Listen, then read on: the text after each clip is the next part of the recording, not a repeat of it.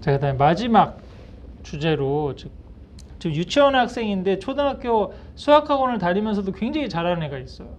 벌써부터 약간 이렇게 치고 나오는 아이도 있고, 또 이제 그 뭔가 영재고 과고를 지금 보내야 되느냐, 그 목표로 공부를 시켜야 되느냐, 그거에 대해서도 제가 최근에 유튜브 영상 하나 찍은 게 있거든요. 그 내용도 한번 참조를 해보셔야 되고, 오늘도 좀 비슷한 얘기가 될 수도 있을 것 같은데, 우선은 아이가 이렇게 욕심이 있고 성취 동기가 있는 아이들이 있어요. 또 인지적으로 이렇게 치고 나오는 아이들이 있는데, 저는 좀 길게 본다고 한다면은 이 공부를, 그런 얘기 많이 하잖아요. 우리나라가 지금 과거 영재고가 생긴 지가 경기과거부터 시작해서 거의 20, 30년이 다 돼가는데 아직까지 노벨상이 안 나오거든요. 왜 그렇다고 생각하세요? 이게 뭐 여러 가지 사실 이유가 있는데, 한 가지 가설은 이거예요. 우리나라 영재들은 너무 조기에 진을 빼놓은 게 아닌가. 지금도 영재고에 가려면은 중학교 1학년부터 3학년은 거의 고3 수준으로 살아야 돼요. 내신 좀 신경 써야 되고, 선행해야 되고, 선행을 했더니 부족해서 심화를 해야 되고, 또 과학 실험을 해야 되고, 뭐 이렇게 지금 달리다 보니까 거의 그러고 나서 이제 약간 본인이 인내라든지 하기 싫은 걸 할 수 있는 그 인내력 총량의 법칙이 있다고도 보거든요. 근데 그 부분이 거의 바닥나는 거예요. 그 부분이 고등학교에 가서, 아니면 고등학교에 가가지고 어느 정도 중간 이상 하면은 뭐 서울대 카이스트는 갈 수 있는 거잖아요. 근데 거기 가고 난 다음부터 계속 공부할 수 있는 그 에너지와 힘이 많이 남아있지 않아요. 근데 요즘 노벨상은 한 10년 공부한다고 되는 게 아니거든요. 한 주제에 대해서 한 40년, 50년을 해야 돼요. 근데 우리도 가만히 생각해보세요. 대학 교수님 중에서 정말 자기 학문을 좋아하고 실험하는 걸 그렇게 즐기고 행복해하면서 막 연구하시는 분들이 있나? 제가 관찰한 부분도 교수 되면 이제 공부 끝이야. 논문 내는 것도. 근데 가만히 제가 이제 유대인들이나 아니면 서구에 있는 몇몇 그 노 교수님들을 보면 진짜 그 학문을 사랑해. 한 사람이라도 더 이 공부를 너희들이 했으면 좋겠고, 이 기쁨을 너희들이 나눴으면 좋겠고, 이런 어떤 진짜 학문의 즐거움을 느끼는 그런 분들이 있잖아요. 근데 우리는 그게 별로 없어. 그냥 어떤 한 가지 단계, 그 단계까지만 가는 게 너무 있기 때문에, 저는 뭔가 진정한 영재고 그렇다고 그러면 좀 길게 보고, 결국은 빨리 달려가지고 과거 영재고 가서 서울대 카이스트를 나와서 뭐 하려고 그러는 거죠? 대기업 연구원 직원 가는 건데 지금? 아니면 또 다른 여러 가지 뭐 길들이 있겠죠. 자기가 또 좋고 뭐 그런 주제에 대해서 연구하고 많은 것들이 있게. 그런데 결국은 그렇게 가는 건데, 그거를 영재고 과거라고 하는 그 로드맵은 굉장히 빨리 가는 로드맵이에요. 그죠? 근데 최근에도 그런 이제 그 교육적인 통계들이 많이 나오거든요. 서울대 들어온 학생들, 이공계 학생들은 이제 저기를 해보면 1, 2학년 때는 영재고 과거 애들이 치고 나와요. 그러면 실험을 본인이 해보고 막 그런 것들이 오히려 대학교 수업 수준이 영재고 과거 수업 수준보다 떨어져. 영재고 과거는 훨씬 더 적은 인원으로 자기 실험을 하고 설계도 해보고 뭐 여러 가지 해봤잖아요. 근데 대학교는 인원도 너무 많고 막 그러니까 더, 그리고 선생님들도 뭔가 교수님들도 그렇게 또 뭐 더 탁월한 것 같은 느낌도 안 들고, 그러니까 약간 초기에는 이렇게 학점이 나왔다가 나중에 3, 4학년 정도 되잖아요. 그러면 일반고에서 서울대를 온 애나 영재고 과거에서 서울대를 온 애나 거의 균일하게 수렴이 돼요.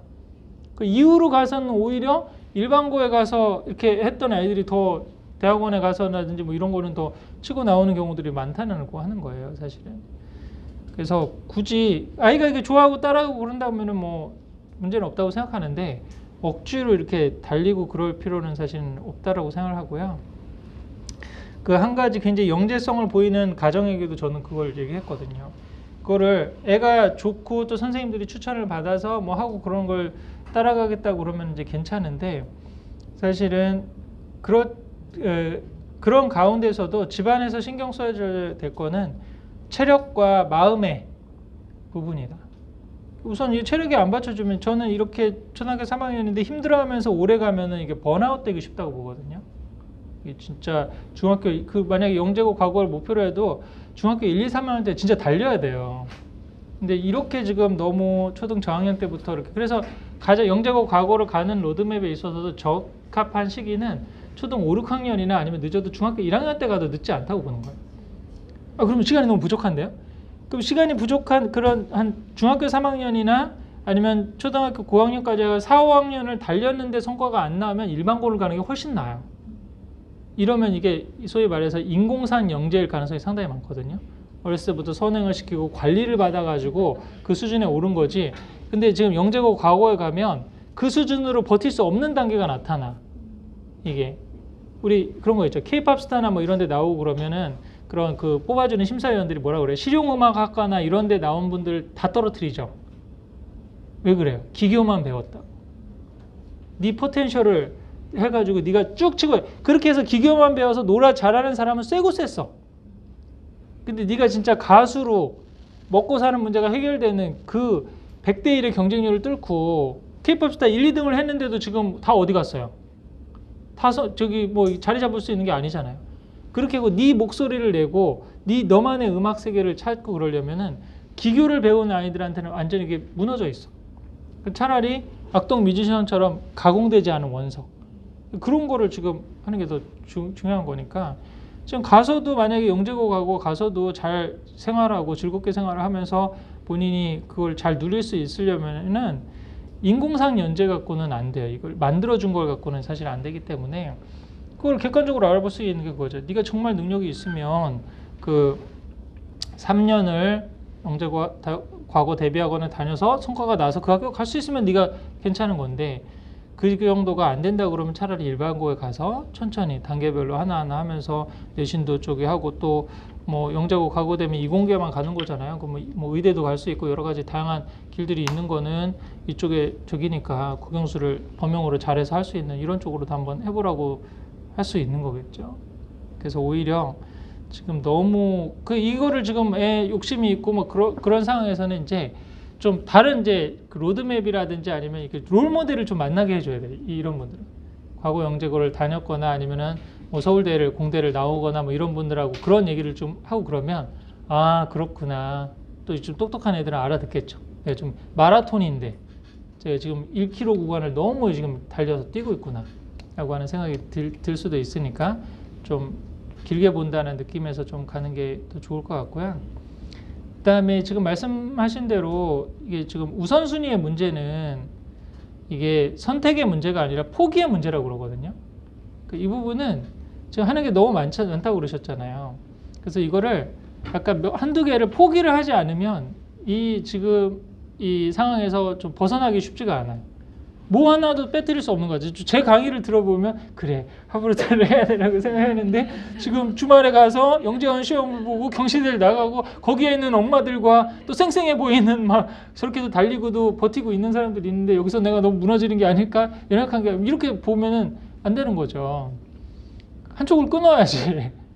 일요일날 우리 가정은 무조건 왜 살고 어떻게 사느냐. 그렇게 해서 경쟁력이 있을까? 유태인을 봐라. 24시간 공부도 안 하고 그렇게 하는데도 거기서 노벨상 어디서 많이 나왔어요, 사실은. 안식일 지키고 일요일에 안식일에는 공부도 안 하는 그런 애들 가운데서 뭐 사고력이 되고 생각하는 훈련이 그렇게 나왔으니까 우리는 더 빅픽처를 그리자. 이게 뭐 작은 여기에서 입시적인 어떤 승부를 뭐 갖는 것보다 좀 더 큰 그림에서 한번 보고 포기할 건 포기하고 그래서 그 부분에서 제일 중요하다고 생각하는 건 앞으로 수많은 선택과 수많은 어떤 가능성들이 있겠지만 거기서 주말에 엄마랑 같이 이런 가족 식탁 대화를 하고 이렇게 하는 게 저는 제일 중요하다고 생각하니까 이 부분을 먼저 같이 하는 게 좋겠다라고 이렇게 좀 분명한 좀 노선을 좀 정하는 게 좋지 않을까 싶습니다. 어떻게 답변이 됐나요? 네? 그래서 그게 좀 잘 쉽지 않으면 이제 한 가지 방법은 저를 자주 만나야 돼요. 그리고 저나 아니면 제가 얘기하는 우리 다른 영상들을 계속 마음이 흔들릴 때마다 들으면서 마음을 다잡는 거죠. 그렇게 한 5, 6년만 다잡고 내 안에 좀 내공이 딱 생기면 흔들리지 않죠, 사실. 그리고 지금 이 길이 불안해 보여도 나중에 보면 이게 나중에 어느 정도 순간에 가면 이 길이었구나. 또 이 부분에서 이게 더 현명한 방법이었구나라고 하는 것도 생각도 드시리라 생각이 듭니다. 자, 그러면 오늘 우리 강담회는 이것으로 마치도록 하겠습니다. 감사합니다.